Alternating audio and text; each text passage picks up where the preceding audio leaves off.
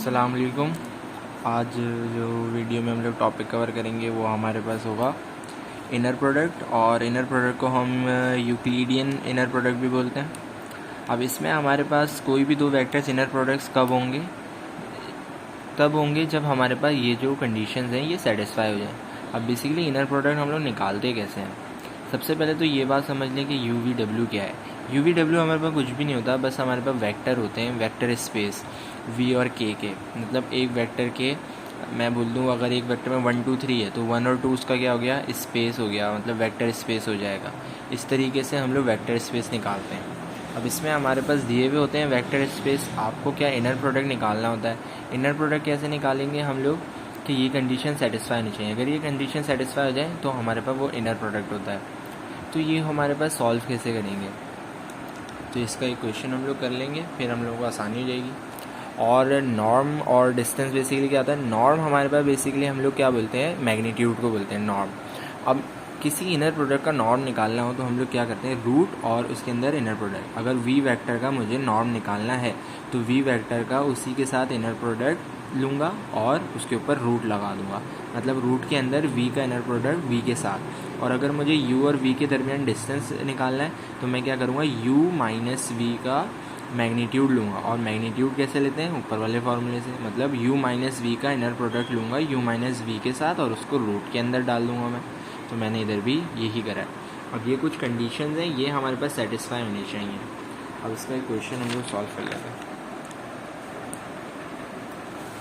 अब जैसे कि हमारे पास ये सवाल हम लोगों को दिया हुआ है, हम लोगों को बोला हुआ है कि let UV be Euclidean inner product on R2। मतलब हमारे पास दो वेक्टर, मतलब दो हमारे पास एलिमेंट्स हैं। R की पावर 2 मतलब 2 एलिमेंट्स हैं हर वेक्टर स्पेस में। और K भी हम लोगों को दिया हुआ है, K = 3। कंडीशन में हमारे पास K होता है, K हमारे पास कांस्टेंट है, ये कुछ भी वैल्यू हमारे पास दे सकते हैं K। ये जो है ये इनके आंसर्स हैं। तो हम लोग क्या करेंगे कि कंडीशंस को सेटिस्फाई कैसे करते हैं? तो सबसे पहले बोला हुआ है कि भाई A निकालो। A हमारे पास U का इनर प्रोडक्ट लेना है V के साथ। तो ये हम लोग कैसे करते हैं?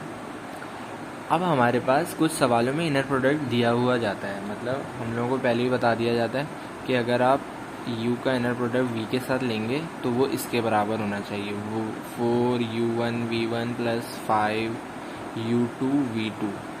कुछ सवालों में आपको इनर प्रोडक्ट दिया हुआ जाता है कि U और V का इनर प्रोडक्ट लेंगे तो इसके बराबर आना चाहिए। फिर इसी को देखते हुए हम लोगों को वैल्यूज़ रखनी होती हैं। और अगर आपको इनर प्रोडक्ट नहीं दिया हुआ था तो आप U का इनर प्रोडक्ट V के साथ किस तरीके से लिखते हैं? ये बेसिकली U.V कर देते हैं।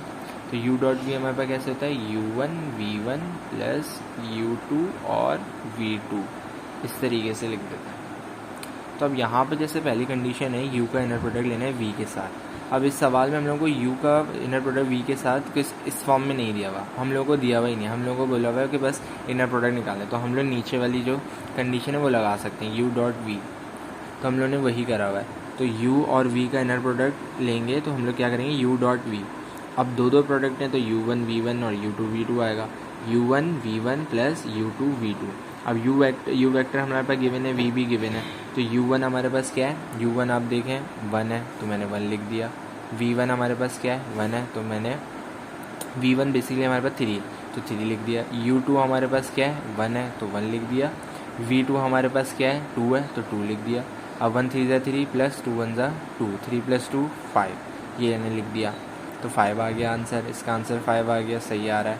अब ये करना है KVW। तो KVW कैसे आएगा? KVW हम लोग कैसे लिखते हैं?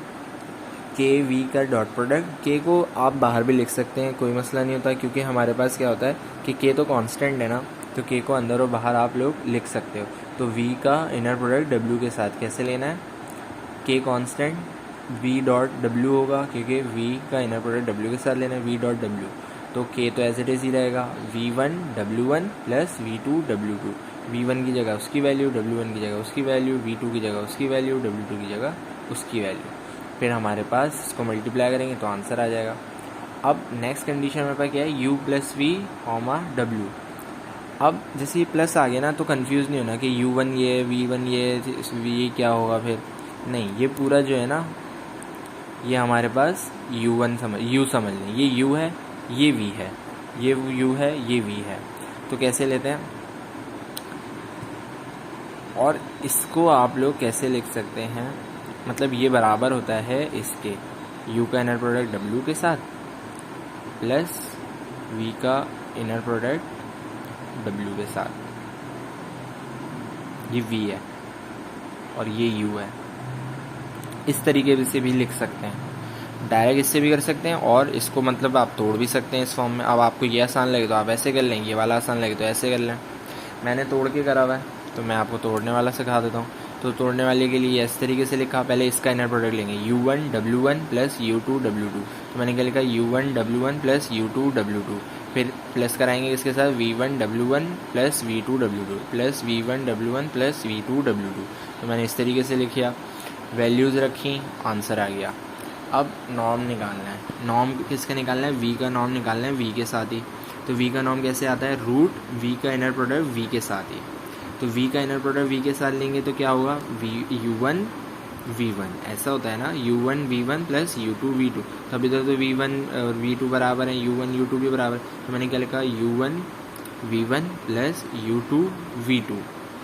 बेसिकली अब u और v तो बराबर हैं, तो v1 v1 v2 v2 ही आएगा। तो v1 का स्क्वायर प्लस v2 का स्क्वायर, v1 का स्क्वायर प्लस v2 का स्क्वायर। अब इसमें डाल दूंगा, डायरेक्ट मैंने लिखा हुआ है, डायरेक्ट मैंने इसको रूट में डाल दिया। तो 3 का स्क्वायर, v1 3 था, v2 हमारे 2 था, 3 का स्क्वायर 2 का स्क्वायर 13 आ गया, रूट 13। अब d हमारे पास क्या है, डिस्टेंस निकालना है u और v का। तो u और v का डिस्टेंस हम लोग निकालते हैं किस तरीके से, मैंने बताया था d u और v का इनर प्रोडक्ट कैसे आता है, magnitude of u minus v। अब magnitude of u minus v कैसे निकालते हैं? Magnitude of u minus v हम लोग कैसे निकालते थे, रूट के अंदर u माइनस v का inner product u minus v के साथ। तो इसको मैंने ऐसे ही लिख दिया, और अंदर की टर्म जो है सिर्फ उसको सॉल्व कर रहे हैं। पहले अंदर की टर्म में हमने क्या लिखा हुआ है, u माइनस वी का inner product u minus v. तो ये u है, ये v है, तो मैंने क्या लिखा, u1 v1 plus u2 v2, फिर u1 माइनस वी1 इससे मल्टीप्लाई हो रहा है तो ये स्क्वायर आ गया, u1 minus V1 square plus u2 minus v2 square. फिर रूट के अंदर वैल्यू डाल दी, रूट के अंदर मैंने वैल्यू डाल दी ये वाली, u1 माइनस वी1 का square plus u2 minus v2 का स्क्वायर।